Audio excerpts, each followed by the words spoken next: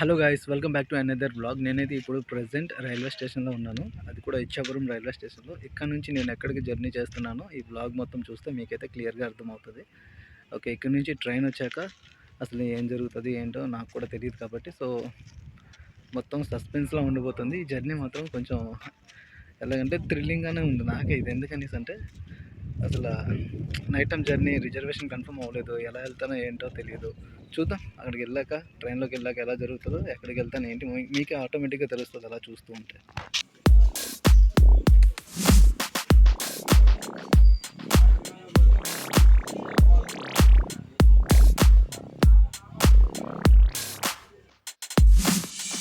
ఇక్కడ walk bridge పైన ఎవ్వరూ లేరు.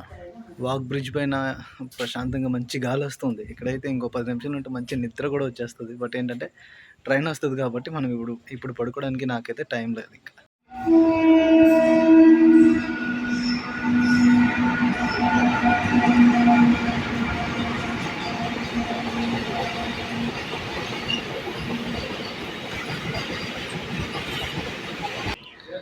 టికెట్ అయితే తీసుకోవడానికి వచ్చాను. ఇంకా జనరల్ టికెటే ఇప్పుడైతే మనకి జనరలే దొరుకుతుంది కదా. బ్యాక్ సైడ్ వీల్ అయితే బ్లాగ్స్ చేస్తున్నారు చూడండి. నేను బ్లాగ్ చేస్తున్నాను, వాళ్ళు రీల్స్ చేస్తూ ఉన్నారు. ఇంకా ఏదో ఒక సాంగ్కి రీల్స్ చేస్తున్నారు. అడుగుదామా, ఎందుకులే మనకి.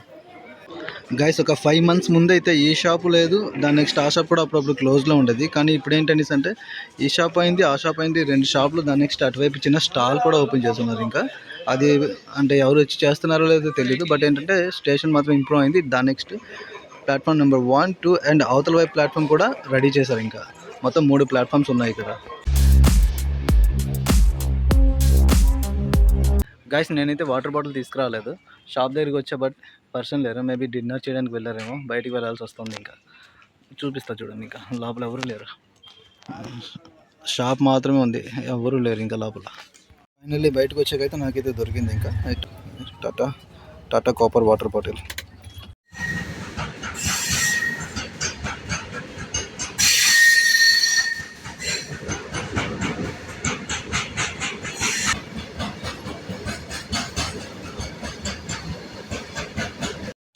గాయస్, ఇప్పుడు వస్తున్న ట్రైన్తో కలిపి 6వ ట్రైన్ ఇది. ట్రైన్ అయితే 1/2 hour లేట్ అయింది. కానీ ఈ నైట్ టైం కదా, దానివల్ల నాకైతే చాలా ఇబ్బందిగా అనిపిస్తుంది. ఫుల్గా నిద్ర అయితే వచ్చేస్తుంది.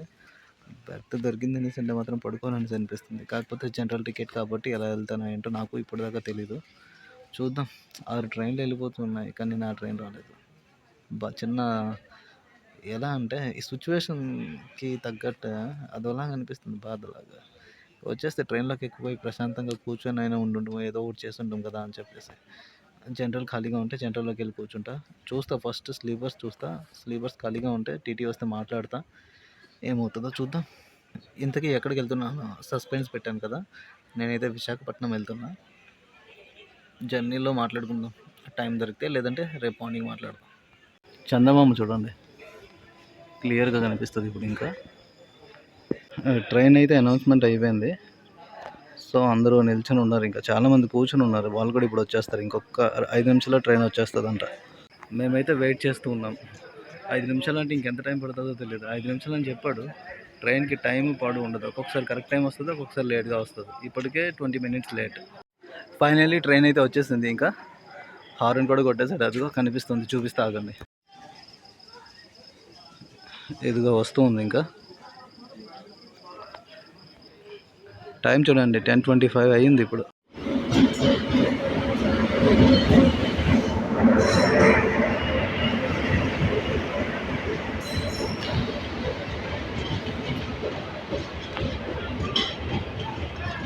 ఫస్ట్ మనం జిఎస్ చెక్ చేద్దాం. ఖాళీగా ఉన్నట్లయితే జిఎస్లోనే ఉందాం, లేదనేసి అంటే ఎస్లో దూరిపోతాం అంతే.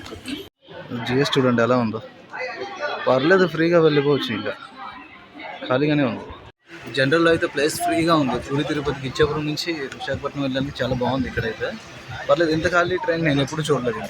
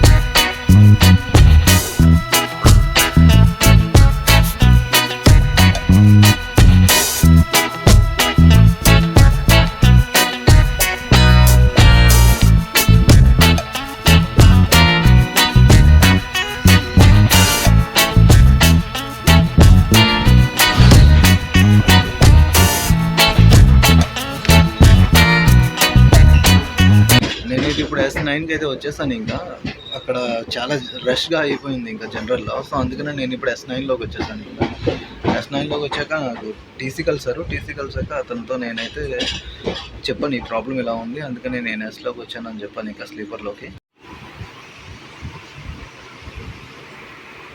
ఇప్పుడైతే కోటబొమ్మలి స్టేషన్ వచ్చింది. ఇంకా చూడండి ఫుల్ ఖాళీగా ఉంది, అసలు ఎవ్వరు లేరు, క్రౌడే లేదు. ఇంకా నేనైతే Sలోకి వచ్చేసా, టెన్షన్ లేదు. అక్కడ చాలా క్రౌడ్ ఉంది జనరల్లో, సో అందుకనే నేను Sలోకి వచ్చేసా.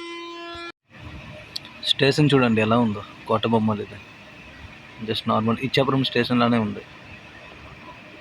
కాకపోతే అక్కడ అయినన్ని టికెట్స్ అయితే ఇక్కడ అవ్వకపోతాయి నాకు తెలిసి, ticket cuttings. Guys Srikakulam road వచ్చింది. ఇంకా ఇప్పుడు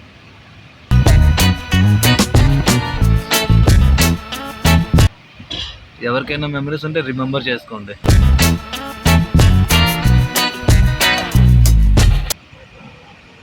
ఇక్కడ పేరు కూడా కరెక్ట్గా కనిపించట్లేదు అబ్బా.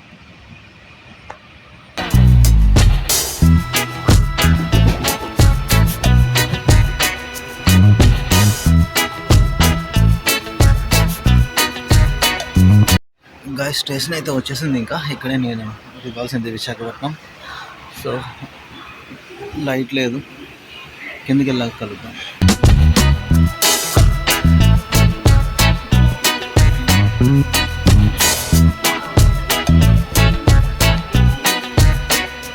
గాయస్ ఫైనలీ అయితే వచ్చేసాను ఇంకా ప్లాట్ఫామ్ పైకి. గాయస్ ఇక్కడ సంథింగ్ ఏదో జరిగింది వెయిటింగ్ హాల్లో. ఆవిడ అతనితో డిస్కషన్ చేస్తూ ఉంటారు.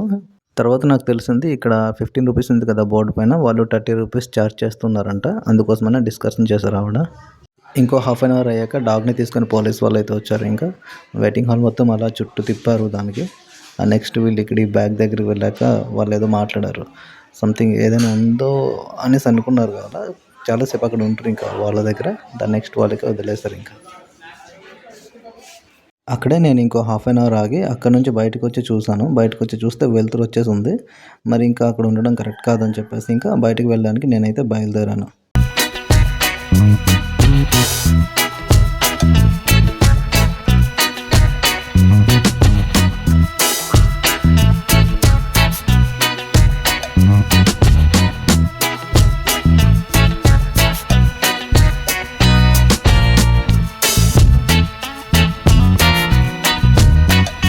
బయటకు వెళ్ళే ముందు నేనైతే అలాగ ప్లాట్ఫామ్ పైన అటు ఇటు తిరిగాను అనమాట. స్టేషన్ ఎలా ఉంది ఏంటి అని చెప్పేసి సరదాగా.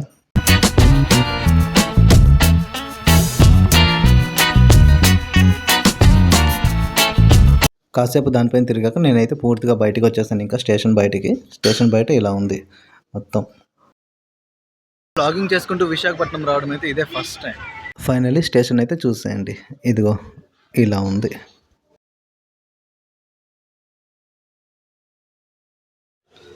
జనరల్ టికెట్ తీసినా కానీ టీసీ అయితే వచ్చి మొత్తం చెక్ చేసి ఇదిగో ఇలా చేసి దాని నెక్స్ట్ అమౌంట్ తీసుకొని వెళ్ళిపోయారు. ఇంకా స్లీపర్లో కూర్చోబెట్టారు.